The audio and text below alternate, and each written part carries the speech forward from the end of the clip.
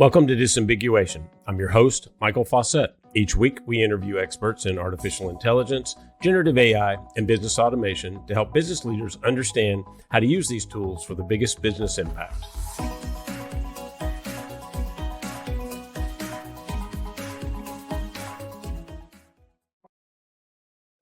In our show today, we're going to take a look at the value that we're creating with Agentic AI.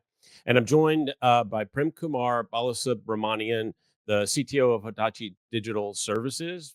Prem, welcome. Thank you so much. Thanks for having me, Mike. Really appreciate you joining. Why don't we get started by just give us a little bit of an introduction and tell us about what you're doing at Hitachi Digital Services. Sure, Mike. Thank you so much again. Many thanks for having me here.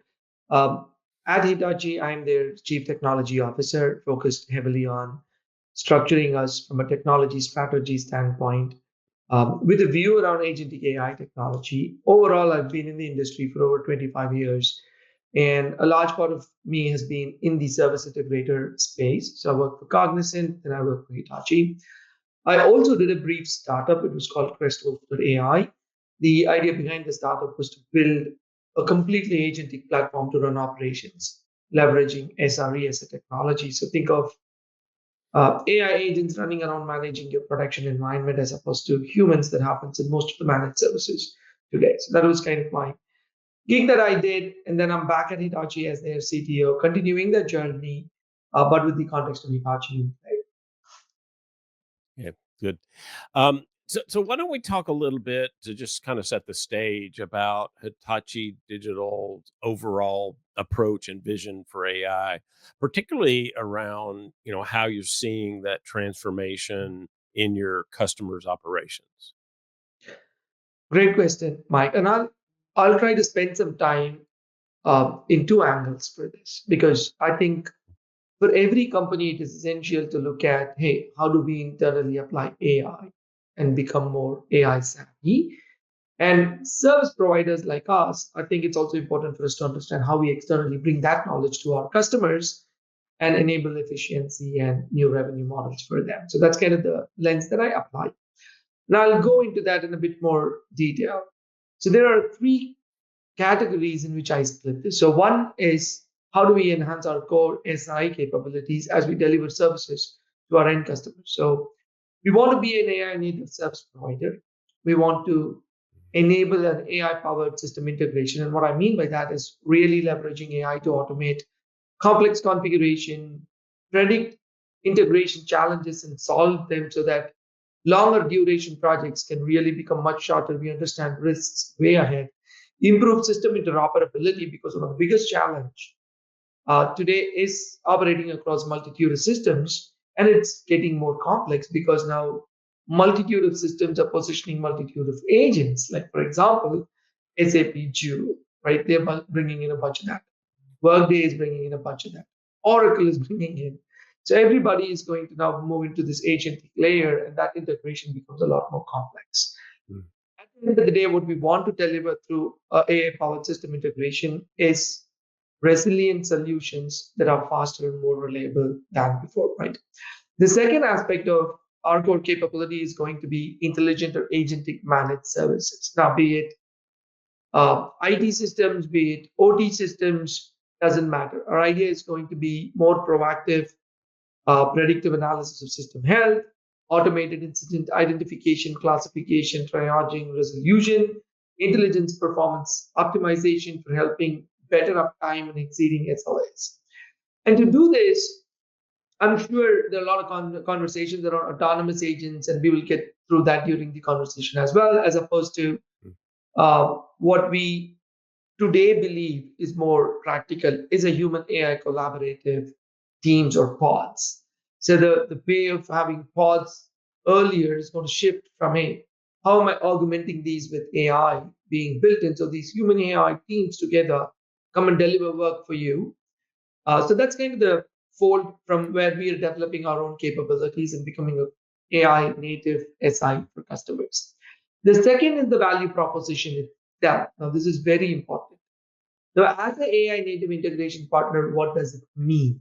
Right? Again, you've been a service integrator. What is it in the new world? It actually means how do we become the partner for businesses navigating this transformation, integrating AI capabilities into their existing ecosystem. So this is trying to not go back and say, hey, completely re-architect your world, because customers have spent tons of money moving from legacy to modern architectures, and we don't want them to again spend tons of money moving into AI um, friendly architectures, right? So this is where we talk about integrating the capability into their ecosystems, delivering intelligent and automated solutions for driving measurable business outcomes. The second aspect, Mike, which is very important, is how do you make this future proof and intelligent? So the new notion of intelligent architectures, these are solutions with embedded intelligence and automation, agents being natively plugged into your applications, right, become core construct of the architecture of the future. This then enables system to predict failures, continuously optimize and adapt to changing conditions. An essential notion of today's theoretically said agentic systems, how does it fit within a business becomes very critical, and that is where the notion of intelligent architectures come into play. And third is how do we ensure our workforce is a completely AI augmented workforce. This is, hey, as Prem, do I know to apply AI, and I'm applying AI on a daily basis in my day-to-day job. That just makes me 10x more powerful, efficient. That's one. Two, human AI collaborative teams. How do we work with each other in a way that we deliver value to our end customer and foster continuous learning? That's kind of, I know it was a mouthful, but I thought it's very important to understand our Yeah. vision Yeah. because it's not about the boilerplate a business value stuff, but it's actually the whole stack that we want to look at. Yeah. Yeah, I mean, I think that's interesting, and appreciate the background because that does help really kind of understand the platform and where you're going with this concept. So one of the things that I thought was interesting, though, and maybe pull this out a little bit more, is this idea, and actually, I guess the combination of you're using the tools, you were using them to optimize the business and the operation and the service, and at the same time, you've got the company that is already has systems, already has things in place, already has people trained in certain processes, and they're going to come in and they're going to change that. So can you use those tools to automate and help with the back end of that so that they don't have to go through a rip and replace, but they are actually then taking what they have and advancing it, which I think is a good way for companies to think about it today. Because that whole idea of, rip and replace, that's an old paradigm that we just don't want to go to anymore, right? So that's great. That really helps me, get a vision around where you're going. So I'm curious about this then. When you talk to customers and when you're working with customers, what are the most compelling use cases that you see for AI in that customer base? And then particularly, how are they leveraging agentic, or autonomous agents? So, again, a very interesting question, right? We are seeing a lot of use cases popping up, and I want to put some context, give some context in this part because, again, this is not a marketing pitch. This is really what we are doing. So I want to be more realistic around Mhm. what I'm telling you as well, Mike. So in the last 2 years, what's unfolded is something really phenomenal, right? Everybody's jumped on this bandwagon. Everybody's talking about AI, and as you also start to see, the basic generative AI has actually stopped. People don't use Gen AI anymore. They actually talk about agentic AI. Right. And after following this space, being a technologist all my life, I truly believe agentic AI is the future. So that would stay for a longer duration, not just as a buzzword, but as a technology advancement itself, because that's giving more meaning to what LLMs throw as output, right? That's kind of what we are seeing, and agents are becoming much more helpful. Now, with that as a background, from a use case standpoint, we worked on a variety of use cases across verticals, and I'll give you some examples of what we are seeing. Some of it is truly agentic, some of it is going to be agentic, but largely generative AI based. And some of it, to Hitachi's heritage, is fundamental AI being transformed and augmented using agents. So that's the third part we will discuss.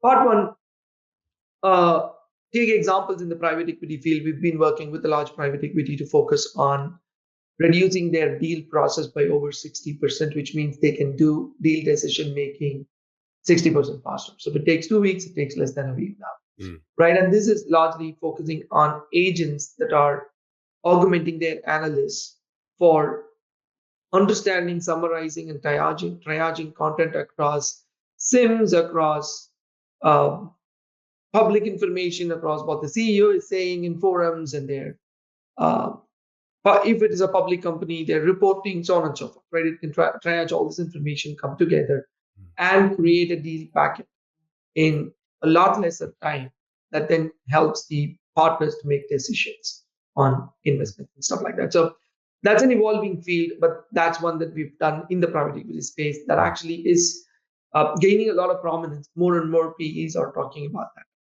In the manufacturing and logistics space, we've actually been able to save over 18 million per annum for customers around Mm. predictive maintenance. Now, this, Mm. Mike, to my third bullet, is a custom built model. This is not an LLM. Mm. However, what we've been able to achieve in the last 1.5 years is now when a vehicle has a problem and you get a fault code, the model is able to predict the fault code with over 95% accuracy. So it'll give you a couple of fault codes Mm. and can actually reroute the vehicle into a workshop for fix. Mm. Now, the beauty is we've been having the problem that we've been having is the technicians now look at the manuals for the fault code. They need to really go and understand what they should do.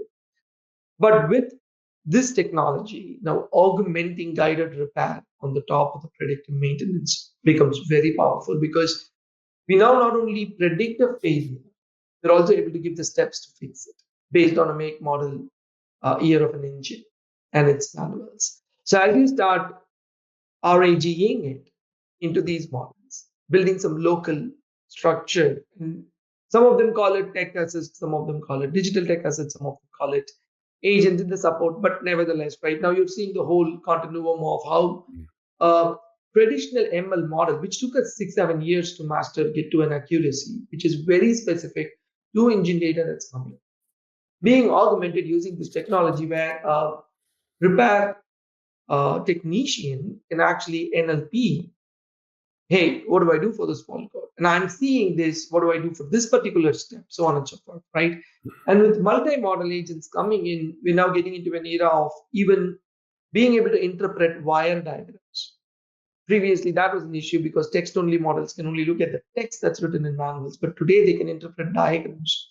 Mm. So this has far-reaching effect, not just in our use case, but we believe in the industry itself as we start to use this and make it more horizontal. Mike. So that's another that I wanted to really, really focus on. Third one, very important, and then I'll stop with that unless you want me to go on and on. There are, like I said, there are lots that we're working. Third one is Love it. in the mobility sector, where we do a lot of work around asset monitoring.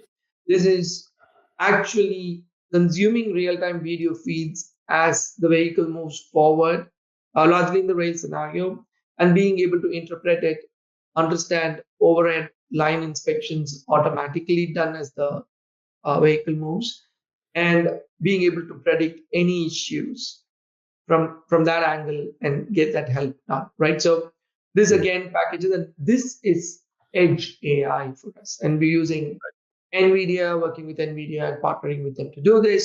Mm. Uh, a phenomenal case study from Hitachi. They showcased it in the recent NVIDIA GTC conference as well. This is like Mm. driven by Hitachi Digital.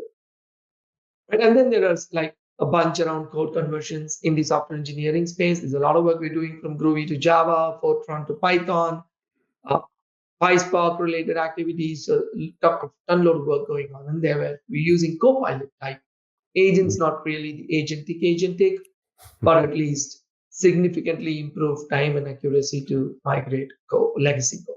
Yeah. It's interesting, and the manufacturing example I love. I started in the tech industry in the plant maintenance EAM, predictive maintenance space, and this was a long time ago, by the way. And we struggled so much trying to get from that preventive stage to a predictive and eventually to a prescriptive stage of maintenance, right? And that's the ultimate from a manufacturer's perspective. If I know that something would break next month, but I could fix it before it breaks, how much more value does that create for me? I can keep the lineup longer. I can schedule things more effectively. I can prevent those surprises. I mean, so I think that's a great example of a way that across technology that's evolved for 40 years and never gotten to the point where we were trying to get to without the AI, particularly with the agents. I love that. So great examples in there, and I was going to ask for a couple more, but let's go focus on Agentic, and I'm really curious. Like, have you seen anything that you think is really novel or particularly complex that you guys have solved using Agentic AI? Yeah, to be very honest, I think I haven't seen anything that's novel yet. I think that's still to be explored. We're talking to a few customers around novel use cases where we can apply agentic. Most of what I've seen is complex problems being solved. Mm. And I'll give you some examples and I'll well deeper into one. So we've done some work around, like I said, predictive maintenance, image-based analysis. So this is furthering. And the same example, one of the things that we're working with is as a vehicle comes into a workshop and we have video feeds that then not just look at the engine fault codes, but also look at what else is going on with the vehicle and get it fixed during the downtime itself, because these companies monetize when the Right. vehicle is on the road and they waste money when the vehicle is in the workshop. So that's actually a very complex one, because previously what would happen is it will come in and then they have to bring it back in, and they used to waste a lot of money, right? So that's one which is leveraging image-based analytics to start helping around predictive maintenance. The second is a very interesting use case that we did with one of the NGOs, but largely focused on deforestation, and it was an acoustic model that we were helping them with. But again, a homegrown model, not an LLM per se, but then augmenting it with NLP and LLM to kind of help. So this is where I think a lot of practical complex use cases will go in, Mike, right? As companies are looking for more deterministic and accurate outputs, then augmenting it with LLM for easier access so that you don't need a ton load of ML scientists sitting and trying to do this. Right. So that's something that I think in the industrial world is going to become more and more prominent than a lot of the chatbot use cases that we are seeing. So in this case, these are acoustic models that were created focused on understanding new species in forests and stuff like that. And now what we are doing is ability for us to not just understand it, but also tag it, mark it, and work with scientists to make sure it's indeed a newer species that's coming into the forest, and then Mm. also look at the pattern of sounds when these birds make to understand if there are machinery moving in to cut trees and notify authorities to kind of prevent deforestation. Right, so a lot of that is going on. It's a very complex use case, and Yeah. that's being worked with. Third one, another interesting, and it's a purely agent, lot of LLM based, right? Just to make sure I pay homage to that part of the conversation too, is one of the customer, a company that manufactures a lot of packages that many of the other companies uses when they send stuff to your house, right? When you go and order on Amazon or wherever. Mm. The company today has a lot of manual operators for payment processing, and Mm. they started working with us to understand how to manage their invoices. They process close to 1.5 million invoices a year, and the system today can only touch about 65% of those invoices. So that's been the Mm. biggest issue. And like I said, there's a lot of manual operators that are sitting and trying to work through this. Mm. And what we've done is really agentify that process of understanding, analyzing the invoices, validating the amounts, categorizing them based on levels of clarity, including a confidence score, and bring the total processing up from 65 to 90%. Mm. That is a phenomenal Yeah. up for this company, right? It's huge. Mm. So that's kind of where, so now their ability to continue to process more has become very important. Like I said, they're now pushing a lot more invoices through their system, and we should see how much that is, because we've just kind of completed. None of these projects are completed. Mike, just to kind of give you a perspective, they Sure. are ongoing. So we'll continue to measure how much more, but they've seen the 65 to 90 go up in the last 12 months. And our hope is that just completely gives them the ability to process a lot more through the pipe in terms of the number of invoices. And that's kind of the way they also increase the traffic, right? So those are a couple of examples that I thought Interesting. were complex use cases.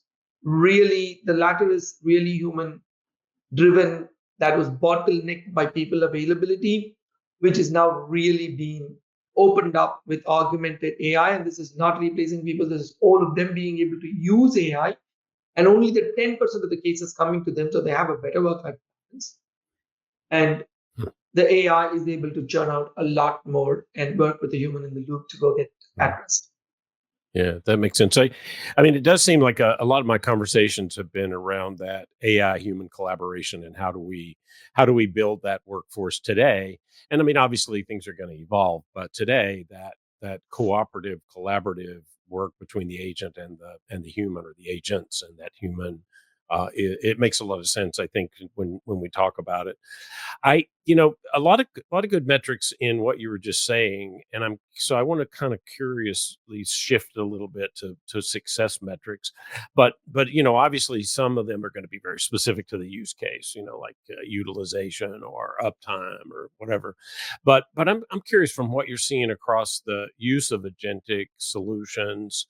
What metrics really matter, and what do you see people use as a success measure? Again, a fantastic question. And I think if anybody comes and says we have worked all of this out, Mm, up to the audience to judge what's right, what's wrong. We're working this through. And in my mind, there are two types of metrics, I mean, two categories, mm, not two metrics, but two categories. One is largely focused on efficiency, and one is focused on new revenue generation. So let's put it that way, right? On the efficiency side, a lot of work around, hey, like I said, instead of uh, 65%, I'm able to process 90% of the invoices through an AI pipeline as opposed to human pipeline. So that's a great efficiency metric, because with 10 probably you could do a lot more than what you would be able to do earlier. You have to go and hire a lot more, and it's hard to get, right? So efficiency is one of the primary primary measurement in many of these cases. The second tying into that is the cost reduction that they get because they're able to do A, B, and C, right? So that's pretty critical. The other aspect is, how do you then tie what you're doing in a customer facing use case? And most of the customer facing use cases today are experience oriented, right? Hey, mm. if you come to my website, and all of us have gone through this, right? There's always a chatbot to the bottom. I'm talking about previous years. 99% of the time we end up asking to talk to a human agent. The chatbot fixes nothing for us, right? In most of the websites, we've seen this. Now that's changing more and more. Like Klarna claims, if you look at Klarna, a Right. whole lot of stuff is being managed by AI completely. Yep. So the ability for agentic AI to not just talk to customer, provide a good experience, but also to pull relevant information and get it resolved, or at least learn from this, is becoming a lot. Mm. So the SOPs or standard operating procedures are automatically getting updated based on a few AI learning something from a customer, so on and so forth, right? A lot of that. So second big metric that companies are looking for when they employ AI to work with their external customers is around this experience. And then you can call it NPS, you can call it CSAT or customer satisfaction score, whatever. But Mm. one of those metrics is becoming a benchmark for understanding, hey, have we deployed it well? Are we using it well? Is it performing well? The third is in the intelligent managed services space that I spoke about in the beginning, which is something that we've started to apply and we've started to use within what we call as Hitachi application reliability centers. So these are uh, IT operations centers that Hitachi has focused on managing IT applications for our customers. Mm. The idea is really, really focus on system reliability through extremely fast mean time to detect and resolve. Now, with AI being able to do it much faster than previous, that's kind of the third metric that we're looking for. And all of these, if you think about, are metrics either from a spend reduction, which means, hey, My downtime is less, so I'm spending less.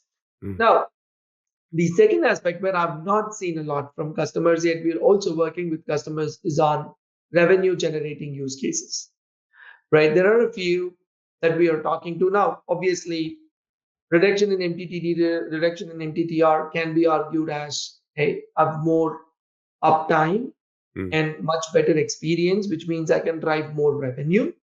And companies are starting to measure that impact. So we don't have it yet. But novel use cases themselves, like recommendations, for example. Am mm, I getting better recommendations? And is somebody really willing to pay like $5 extra per month for me giving them more relevant recommendations? mm, Some of the things that we are now looking at from companies like Zoom and others, where AI note taking added at a subscription doesn't make sense. I mean, it might be commoditized very soon, but every company like Microsoft adds a Teams premium license if you want to do AI capabilities on the calls. So every company is coming up with those things where AI note takers are becoming. So these are new revenue streams for companies, largely on the tech side. Now, on the industrial side, where Hitachi works with a lot of those companies, we're mm. yet to look at truly revenue generating use cases using large language models for agentic AI. Mike, we're still Mhm. working with customers. There's a bunch of workshops lined up for us to brainstorm. So that process is still on. Sure. Yeah, it's interesting. I mean, what you said before about generative AI into agentic. I mean, I think that's been an interesting one to watch, right? And over the last 2.5 years or so, I mean, there's value in generative AI, but it really was a stepping stone into the greater value of an agent that can actually, act autonomously and really change the way we've done automation in businesses for years with something that is, very different as it learns and adapts and, really changes the way that you could do automation in a business. So I those are really interesting use cases. So I appreciate that. That I think the audience can see a lot of the across industries how this is really making a big impact. So you know, what what specifically about autonomous agents or agentic AI that create this unique value compared to kind of the traditional automation and even the basic generative AI platforms? So, like, where's the value in the agentic AI? Another excellent question, and this is truly fascinating because Hmm. as agentic came up to the center stage, the whole traditional automation is getting disrupted. I mean, even the RPA companies are applying agentic Yeah. AI for automation, right? Like Yep. many people could, the whole conversation of is RPA dead and all that. I don't want to get into that conversation. But is that transforming into agentic? The answer is absolutely yes, Yeah. right? Nevertheless, I think there's also a need for people to understand that agentic AI is not a silver bullet for all their automation problems. Right. Now, you could apply it, but it's like killing a mosquito with a bazooka, as they say it, right? In some cases, you might need like a simple automation and you leverage agentic and you're paying so much more for getting that done. So there is definitely a need to understand where to use automation and where to use agentic automation Mm, for you to solve some problems. Now, the key difference is, Mike, in my mind, again, a lot of this is evolving. There is no industry standard to say it, but from our perspective, and we've been working on a ton of use cases around this, is one, autonomy and decision making. Right now, when you think about agentic AI, mm, it's not a rule based engine, it's more a reason based engine. right. So it can independently perceive what's happening in its environment. It can make some decisions. If not, it can invoke a human in the loop, have a conversation, and then may continue the work rather than waiting. It can take actions. But net, right? All of this it frames and does to achieve goals. So now you're moving away from writing a piece of code that repetitively does the same thing Mm, to actually allowing it to be fluid, understand what's coming in, how its environment is changing, react to it, and achieve the goal that you wanted to achieve. That's number one. Second, tied to it is adaptability and learning. Now, if you go back and say, hey, this is not right, this is the way you need to do, it learns from that interaction. So it's like You can bring it as an intern and you can actually make it an expert in your environment as it grows with you. Mhm. Third, like I said, it's a goal oriented execution engine, right? You give it goals, you don't give it rules. That's a fundamental difference. And like I said, some of the automation, all you need is rule based. So if you go into a goal based automation for that, you're actually wasting cycles Right. and you're paying for all of these prompts, so they call, right? So you're wasting time with iterative prompts and a lot of tokens going back and forth and the infrastructure itself that you put together. So that's kind of the distinction. More to think about rule based versus goal based. And finally, the Mhm. thing that you asked me, like the novel use cases and stuff, how does it handle complexity and novelty? Which is, hey, you mean the AI is working with a constant set of data that comes to it. Let's say a bunch of claim files that keep comes to it. Now, there is a new file that comes in there is no prior knowledge of how to handle it. Now, these are the reasoning engines are getting smarter to really kind of come up Mhm. with, hey, I got this new one, and it might run it by you because you are the human expert that approves certain things, but then it will give you, hey, I got this new one, and here are 10 things that I understand we should be doing for this that we've not done before. Are you okay with it? And it can substantiate, it can explain why that the reasoning capabilities of these engines that are becoming smarter and better Mhm. is significantly important. That's why agentic is all the more good because then all of this that we said is tied together in an agent. That's why it's a lot more powerful than traditional automation in my mind. Mm. Interesting.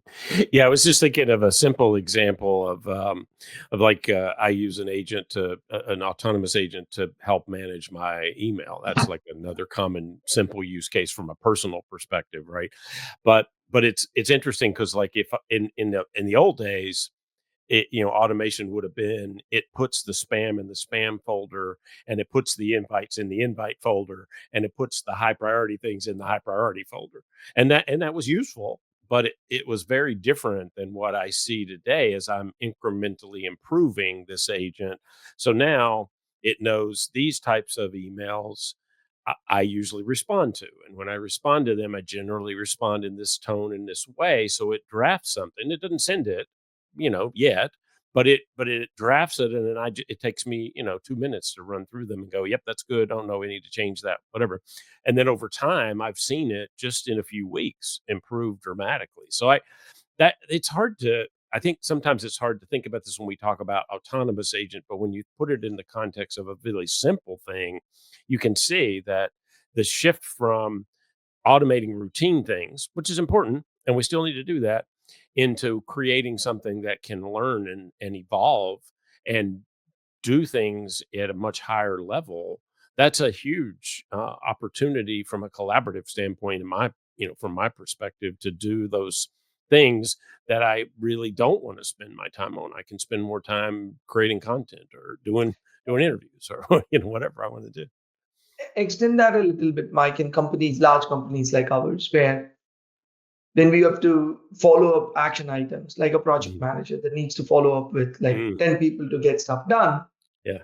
You could just have an agent go do it tirelessly and then report back on who's giving, who's not giving. And it's easier rather than trying to get on a phone, constantly send emails. And so there are tons of, yeah, you're absolutely correct. Even in the space of email automation, there is so much agents can do. Yeah, yeah, yeah. It's been really interesting to watch, and I think you know, watching customers see efficiency gains or CX improvements. And you mentioned customers before. I think that's a great area where we've seen a lot of progress. I mean, I did a survey for a client a year or so ago about communication, and if you asked customers a year ago, do you want to talk to a chatbot? We know what they would say, right? Most of them are going to say, mm-mm, no, not at all. I want a human. But if you explain it in a different way and you go, would you interact with a chatbot that could maintain context and pass you directly to a human if you need it? Is that acceptable? That's acceptable to most people, right? Because I just want to know that I can escalate and not have to repeat myself and go through that process. So those kinds of things from a CX perspective is really valuable, I think. I'm curious, like, where do you see the greatest immediate value? Like, when customers go at this, where do they get that kind of initial bump that really helps them understand and continue that process? So I'll answer this a little bit in again a spectrum because I think the whole thing is evolving as we speak, Mike. So there's no point in I mean, there's obviously point in time answers. There's no permanent answers to any of this in my mind. Today, most of the value that customers recognize is around efficiency gains and customer experience, and I think numerous research have pointed to that. There is no doubt in my mind that today, as it stands, most of it is through these things. Now, have we got meaningful cost reduction due to agentic automation? There are some places where customers have started to gain, Mm. but large scale, not yet, because I think 2025 is the year of agents. 6 and 7 potentially are the year of recognizing the investment value that people are doing in agentic automation. Is kind of my perspective on this, right? Now, the confidence, like I said, in this space is super high. We are very bullish as a company, and that's why we want to as well invest and go towards an agentic company. Nevertheless, right, the next is a very interesting shift with customers' mindset that we are encountering, which is, hey, yeah, we're tired of generative AI, right? Let's focus on how some of these technologies can help us build new revenue streams. Now we understand there is cost efficiency. We understand we can take out cost, Mm. but that's not a long-term game. The long-term game is how can we use this technology to generate more revenue. So a lot more workshops and conversations with customers are starting to shift towards this mic. And this Yeah. is also with the recognition that customers are now getting more savvy around Mm. a lot of these use cases.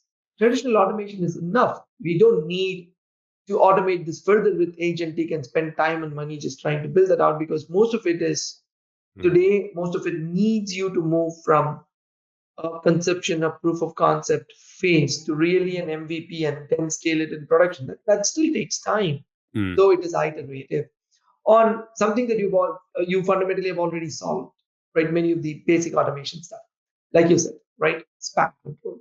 So if you think about that spectrum, we're moving into that spectrum where customers are starting to focus on, hey, if I put money on agentic, is it a new revenue stream or is it a cost takeout? So Mm. more conscious decisioning is happening. More conversations are happening around revenue-based use cases that they can come out with, which fundamentally changes their business model. Right. So to slightly put it, agentic is now starting to aid more business transformation within companies rather than just IT or IT transformation as it started. Sure. Yeah, I mean, when we started with generative AI, that was always the pitch was, oh, you can save money, and how do I do that? Well, you increase productivity, or people can do more with less, and of course that Mhm. led to some crazy backlash when CEOs would go, okay, you're 40% more productive now. We've given you this tool that we didn't teach you how to use. It's scary. But if you think of agentic, right, it's this trust building process. And at first, it does make sense to go, I'm going to save some costs by doing whatever. But over time, what I really care about is building that adaptable enterprise that can continuously evolve. And the agentic approach could lead you to that way to get to how do I create new business models? How do I generate more revenue? So that, yeah, to me, that's an exciting shift as we start to see companies really focus around that part of the business. How do I grow my business more effectively using these tools? So, yeah, that's cool. So we talked a lot about the positives, but there's always the opposite side, right? So what are some of the hurdles that you're seeing from customers? I mentioned trust already, and obviously that's one that's going to come out, I think, when you talk about autonomous agents. But I'm curious, like, what else do you see your customers facing, and how do you help them get across those problems? Um, so definitely there is a cost problem that will come up, Mike, at some point because, like the traditional cloud world, when people adopt this at scale, Mm. the ability to govern, understand, manage proliferation of agents and so on and so forth will result in a short-term cost issue that needs to be worked out, right? Because people have to understand how these run, how these consume, so on and so forth. So that I'll kind of pocket because that's going to happen. It's very hard to control from the beginning, but I think it's a natural process. Customers will work through that. Initially, maybe there'll be some wastage, but savvy customers will start putting guardrails upfront so the wastage can be controlled and contained. Right. Right. But the larger hurdles, right, is the complexity around agentic AI itself and a lack of understanding. And Mm. we will be coming out with our agent maturity model framework very soon. But the Mm. idea, Mike, here is when you think about agent, um, there are multiple levels of it, and you need to decide what you need. Like I said, from a simple automation to something that's really complex and can run a complete team for you, as they Mm. call it, right? So the agency itself. So that's kind of the spectrum in which you're dealing with. What's right for me, what's not right, which is optimal, where I need to stop, Right. something customers have to work with, that complexity. The number of technologies, the sheer number of technologies coming up in this space, Mm. it's just mind boggling, right? People like us, technologists, even for us to keep up with the pace of frameworks that gets thrown on building agents, and some of them are open source, some of them are companies, some of them are Mm. SaaS endpoints, some of them are just APIs. Is just, and then the whole notion of vibe coding, right? Whereas people pushing these YouTube videos where you don't have to touch a line of code, just talk to an agent, it'll write the code. Yeah, so all of that noise in the market. So cutting through that noise and really looking at what makes sense for my business Right. is the most complex problem that customers are faced with, right? That's kind of number one. Mm. Two, like I said, integrating with existing systems. So this is where, yeah, you could do vibe coding, you could build some stuff. But Mm. how will I bring it into my environment? Have some controls like RBAC or role-based access controls. Give it right access to the right systems and integrate it in my environment so that it makes business sense for the outcome that comes out of an agent. But that's the second Mhm. complex issue. And this is where SIs like us become critical as well to start helping customers with that. Mm. Third, which we've touched a little bit, but a lot more significance is going to come up is around data governance and security. Mm. I'll give you an example, right? If I develop an agent and I was like in my startup that I did, I was developing IT operations agents, and one you could do where you can go in and talk to it that can then, we call it literally talking to your infrastructure. So Right. let's say you have a cloud environment and you may not be savvy with AWS per se, right? Logging into a console and running some Kubernetes commands and stuff like that. But you can ask the agent to say, hey, how are my pods doing? And it'll go collect stuff and come and show you. But how does the agent know that Prem only has access to this cluster and doesn't have access to cluster B? Yeah. So now you get into that complexity, which is security and governance. So a lot of POCs or YouTube videos that we see where people knock up agents in a week or a day is true, but bringing it into the business construct and applying these guardrails so that the agent cannot be abused for breaching your security Mm. takes slightly longer. And this is what we mean by an agent development life cycle as we start to think about it, because you could do a POC, you could put it in production, but what does that mean? So that's the third. And fourth is essentially where you went with it in the beginning, Mike, which is building trust and reliability. Now, the only way to build trust with an agent is by two measures, right? One is how consistent is its answer, and how is it learning when I give it feedback. Those two becomes extremely critical for me to build Right. trust. Now, day one, trust will be very low, but day 10, day 100, day 365, maybe Right. you put an agent that learns well. Now we've got like, okay, for these 20 things, I don't have to care. Like, you don't even have to read that 2-minute email draft. You can just say, for these types of emails, send the Mm. response. I know how you do it. Yeah. That's that trust factor. Ultimately, and I still think the most elusive part is the clarity around ROI. Yeah. And I'm sure it's going to take some more time for people to get to that. But all of us are working towards it. I don't think everybody, I mean, a lot of consulting companies can claim that we know, Mm. but we know a methodology, but I don't think it's hardened and perfect as yet. It will evolve over time. That's kind of my perspective.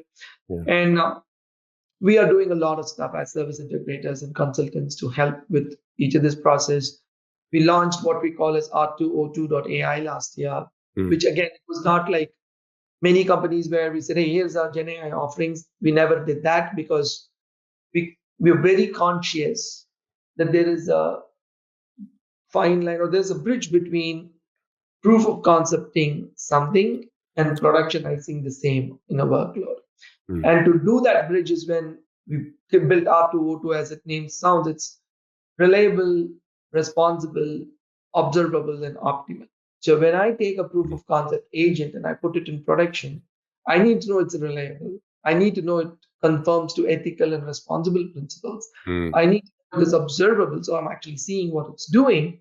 And I need to know it's optimal, so I don't have too much runaway costs Mm. after I deploy at scale. So that's kind of why our framework was named that way, because it's a very practical way of moving workloads from proof of concepts to production. Mm. Yeah, that makes sense. I mean, it seems like one of the biggest areas that is still evolving is this idea of how do we price this in a way that it fits, it makes sense, it's predictable, I can budget for it, because you do get into the to usage based and a bunch of other models that are challenging, I think, from a customer, user perspective. But over time, I mean, it's just like anything. I mean, cloud, we took us how long to figure out, reasonable pricing models for a lot of that. So, and some people would probably argue that we still haven't figured out some of those from a reasonable perspective, right? Anyway, well, so that's all the time we have today, and really interesting discussion, and I really appreciate that. But before I let you go, one thing I always like to ask at the end of the discussion is for a recommendation for the audience. So, could you tell us somebody, a thought leader or an author, podcast, or whatever that you think would be interesting for the audience to check out so they could learn more about agentic AI? Absolutely. There are two people that I follow very closely. One, Dr. Andrew Ng Mhm. on LinkedIn, Yeah. phenomenal, one of the greatest AI voices, and Stanford professor, and he's doing a lot of stuff to enable more seamless access to AI, including his deep learning, where they do a lot of courses for people who want to learn it. So love that channel. So if it's on LinkedIn, I would recommend that. And on YouTube, there's a bunch of things that I follow. Corbus Grayling, I follow Matthew Berman. All these guys give Mhm. you a lot more immediate updates around what's going on in the market, and they're very good at summarizing, and they're also very tech savvy.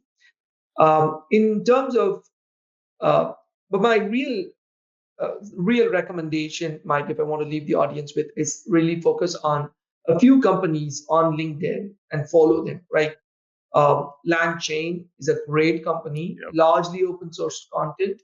But one of the things that I like about LangChain is they publish how people are using agents, not just Yeah. teaching how to build agents, because there are tons of material now how to build it, but how are customers using it? And they publish real use cases. So I love their channel. Second is Crew AI, very similar because companies are starting to use that framework too. Third, of course, the one that came to fame of Hugging Face, because very few people, some of us who've been in the traditional AI model space, have been using it for years, but now everybody seems to know it. So that's a fantastic channel too, Yeah. that helps apart from your usual suspects, which is your hyperscalers, right? The Googles, the Yeah. AWSs of the world. But these would be some of the resources that I would recommend, because there's Cool. no one in this space, there's multiple. Yeah, I mean that's great recommendations, and obviously several of them that I follow as well. Andrew, Ng, of course, great content that comes out of him, and also you're correct. A lot of interesting companies that are really driving the thought leadership around this forward. So great. Well, Prem, thank you so much for joining. Really, really good conversation. I really appreciate it. Thank you so much, Mike. And again, thanks for having me here. Bye. And that's the show for this week. Thank you all for joining us. Remember to like, share, and subscribe to the show. If you enjoy the show, please leave us a review to help others find us. For more research on AI and other software, check out arianresearch.com. If you're an expert in AI, generative AI, or business automation, either as a provider or an end user, email your information to disambiguation@arianresearch.com. Don't forget to join us next week.